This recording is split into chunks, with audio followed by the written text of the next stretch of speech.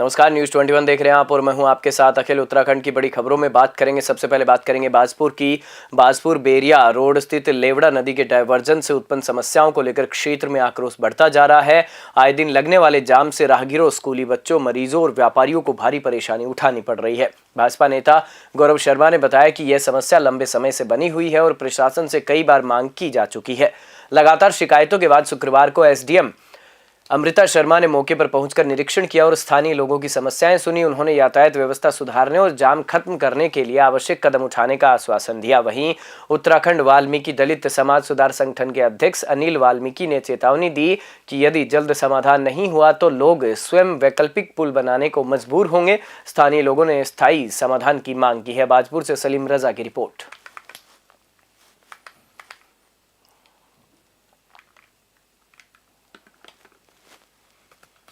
देखिए, यहाँ पर बाढ़ का रोकने के लिए और बहुत ज़्यादा बाढ़ग्रस्त एरिया था, तो उसको देखते हुए पुल का निर्माण यहाँ पर हो रहा है।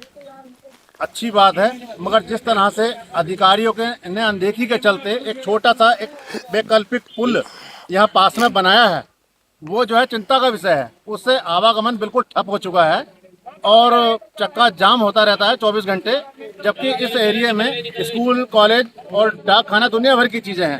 आज अधिकारी फंड ना होने का रोना रो रहे हैं, जो कि ये भी एक चिंता का विषय है। जहां सरकार कह रही है जीरो टॉलरेंस पे दुनिया के काम यहाँ पर हो रहे हैं, पूरा उत्तराखंड में बुरी जय जयकार हो रही है। तो मुझे नहीं लगता कोई फंड की इस तरह की कोई कमी आनी चाहिए। अगर प्रशासन बनाता है तो ठीक है, नहीं तो वैकल्पिक पुल हम यहाँ पर बनाने का काम करेंगे और अगर उसके बावजूद भी कुछ नहीं होता है तो हम धरना प्रदर्शन करने को ही बाध्य होंगे। मगर हमें एक पुल यहाँ पर चाहिए, एक्स्ट्रा बड़ा पुल, जो कि बहुत तीव्र गति के साथ में उसका निर्माण हो रहा है। और यहाँ काफ़ी समय से, एक लंबे समय से बरसातों में जल भराव हो जाता था, उसके दृष्टिकोण से ये काम हो रहा है। तो अभी देखने को मिला है कि पीडब्ल्यूडी के द्वारा जो एक मार्ग बनाया जाता है, टेम्पररी मार्ग बनाया जाता है, तो उसमें उसका चौड़ीकरण कम होने के कारण, क्योंकि वो व्यवस्था ऐसी है कि एक ही तरफ से बनता है, तो क्योंकि मेन रोड है बेरिया, और बेरिया के एक रोड से इतनी बड़ी गाँव को जो जोड़ती है, स्कूलों को जोड़ती है, हॉस्पिटल को जोड़ती है, तो उसमें उस रोड से सवारी आने जाने में कहीं ना कहीं दिक्कत हो रही है।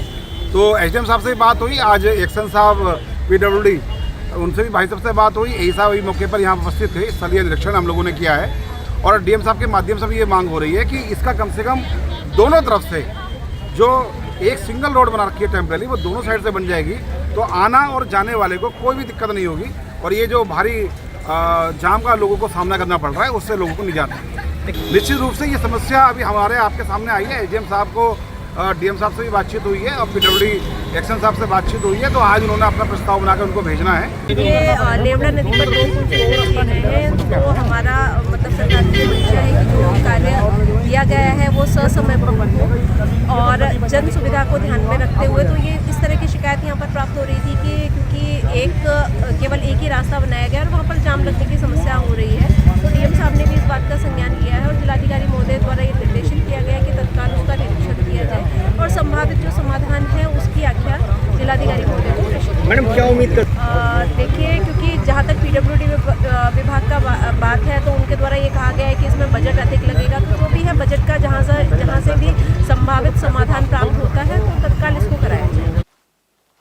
नानकमता थाना क्षेत्र के प्रतापपुर इलाके में हुए भीषण सड़क हादसे में एक स्कूल बस और बाइक की टक्कर में 3 लोगों की मृत्यु हो गई। मृतकों को नागरिक चिकित्सालय खटीमा लाया गया, जहां डॉक्टरों ने उन्हें मृत घोषित कर दिया। एसओ नानकमता उमेश कुमार ने बताया कि प्रतापपुर NH 09 पर स्कूल बस से बाइक की टक्कर हुई, जिसमें देवेंद्र सिंह राणा, राजेश सिंह राणा सहित 3 लोगों की मौके पर ही मृत्यु हुई है। शवों को पोस्टमार्टम के लिए भेजा गया है। हादसे के बाद परिजनों का रो रो कर बुरा हाल है। वहीं दूसरी घटना में एक वन विभाग कर्मचारी के वाहन की टक्कर से विमला देवी नामक महिला की मृत्यु हो गई। उनका शव भी पोस्टमार्टम के लिए खटीमा अस्पताल लाया गया। पीड़ित परिजनों को सांत्वना देने खटीमा विधायक भुवन कापड़ी अस्पताल पहुंचे। नानकमता से दिनेश चंद्रा की रिपोर्ट। ये अभी थोड़ी देर पहले थाने पर सूचना प्राप्त हुई थी कि प्रतापपुर नंबर 9 में एक स्कूल बस से और एक मोटरसाइकिल का एक्सीडेंट हुआ है, जिसमें प्रतापपुर के रहने वाले 3 युवकों की मौत हो गई है। तो इस सूचना पर हम लोग यहाँ सरकारी हॉस्पिटल खटीमा में आए हैं। तो यहाँ पर डॉक्टरों से बातचीत के बाद हमको पता चला है कि भाई तीनों ही लोग मृत हो गए हैं इसमें रिपोर्ट अभी प्राप्त नहीं हुई है। रिपोर्ट प्राप्त होने के बाद अग्रिम कानूनी कार्रवाई की जाएगी। सर ये झनकर से अपने घर की ओर जा रहे थे। घर की ओर आधा किलोमीटर ही लगभग रह गया होगा तो स्कूल बस सामने से आ रही थी, मोड़ में इनका एक्सीडेंट हुआ, ठुक गए। वही आनन फानन में जैसे भी गांव के लोग जैसे भी मिले इनको लेके आए हॉस्पिटल तक।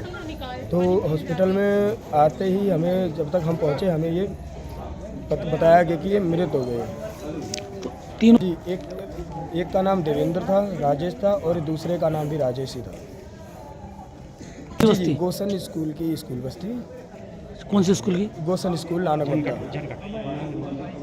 आपका नाम? मेरा नाम कृष्ण सिंह, प्रतापपुर नंबर 7 का ही रहने वाला मैं भी। मेरे ये साथ के ही पड़ोसी हैं। दो लोग ही हैं। पहले 3 लोग आए थे जिसमें तीनों की मृत्यु अवस्था में ही लाए गए थे, जिनमें एक की उम्र लगभग 22 और बाकी दूसरे की 24 और 34 साल है।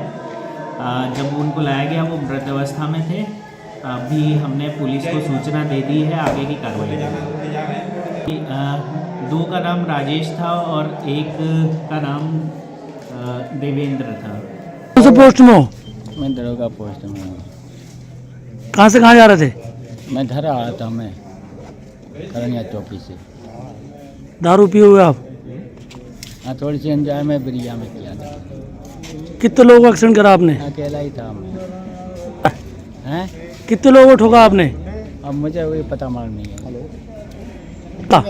ना नशे में तो इतना नहीं था मैं। ये अभी थोड़ी देर पहले थाने पर सूचना।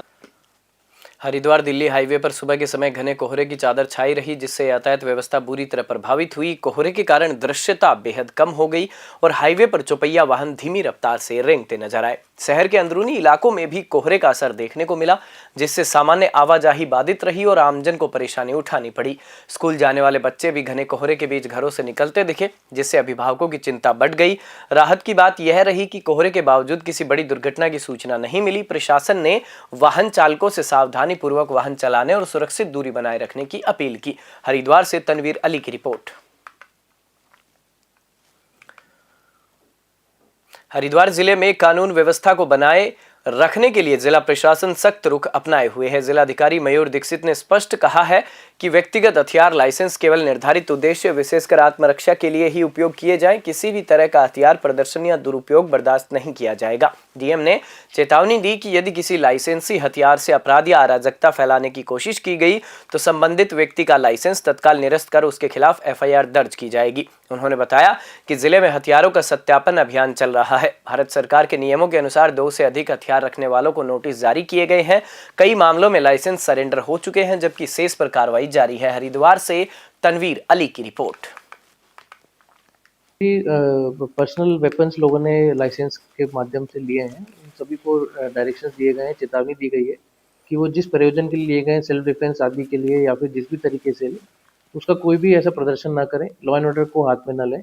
और एक सत्यापन भी हम करवा रहे हैं कि कोई भी ऐसा व्यक्ति हथियार जो रखा हुआ है, अगर उसका कोई भी क्राइम किया जाता है उसके द्वारा या फिर कोई अराजकता फैलाई जाती है तो उन पर हम लोग लाइसेंस कैंसिलेशन के साथ साथ एफआईआर दर्ज करने की कार्रवाई करेंगे। भारत सरकार के 2 से अधिक के लाइसेंस की उनकी सूची हमारे पास उपलब्ध है, उन सभी को नोटिस दे दिए गए हैं और मैक्सिमम केसेस में या तो लाइसेंस उन्होंने सरेंडर कर दिए, हथियार सरेंडर कर दिए।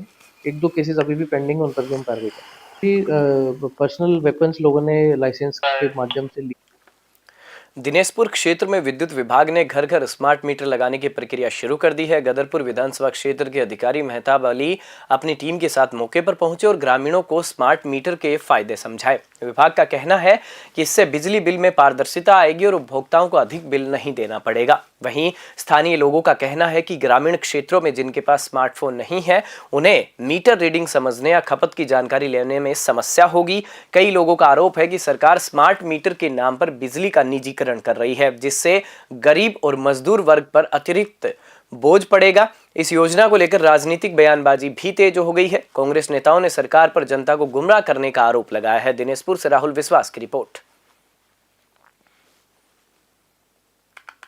जी हाँ, स्मार्ट मीटर को लेकर जिस तरीके का विरोध प्रदर्शन, लोग सड़कों पर उतरे, पुतले दहन किए गए, यहाँ तक कि शव यात्रा निकाली गई। इस दबाव के बाद प्रदेश की धामी सरकार ने स्मार्ट मीटर लगाने के फैसले को वापस लिया। लेकिन बड़े दुर्भाग्य की बात है कि एक तरफ तो प्रदेश के मुखिया स्मार्ट मीटर लगाने का पर रोक लगाते हैं, वहीं दूसरी ओर गदरपुर विधानसभा में यूपीसीएल द्वारा स्मार्ट मीटर लगाए जा रहे हैं, जिसको लेकर क्षेत्र की जनता में बहुत ज़्यादा आक्रोश है। एक तरफ हमारे प्रदेश ऊर्जा प्रदेश कहलाता है, दूसरे राज्यों में सस्ते दरों में बिजली दी जाती है, वहीं दूसरी ओर प्रदेश की जनता महंगे दरों में बिजली खरीदने के लिए मजबूर है।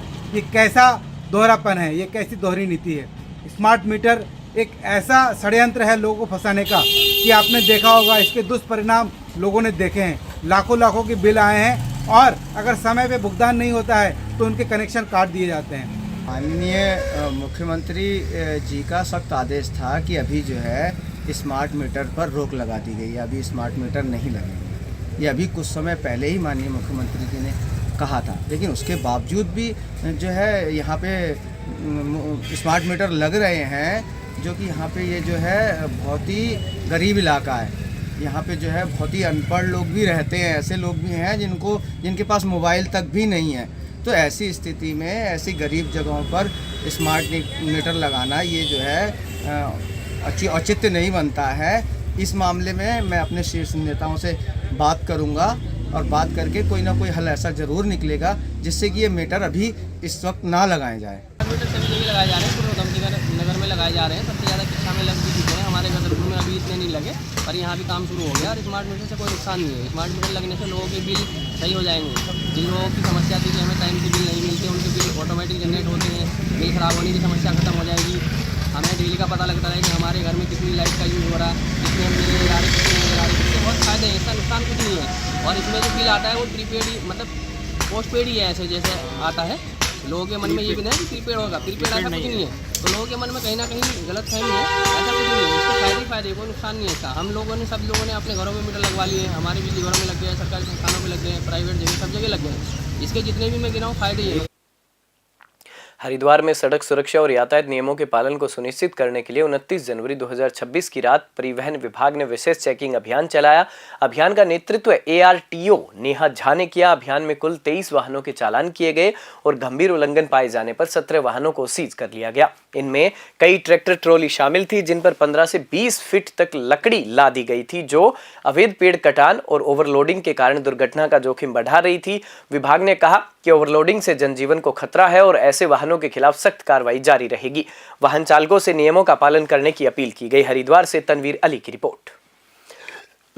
एनफोर्समेंट के द्वारा नाइट चेकिंग की गई, जिसमें उनके द्वारा 23 चालान किए गए, जिसमें से कि 17 गाड़ियों को सीज़ किया गया है और उसमें से 8 गाड़ियाँ जो थी वो ओवरलोड में सीज़ हुई हैं और जिसमें से कि 4 ट्रैक्टर ट्रॉलियाँ और 1 कार कैरियर। क्या है पूरा मामला?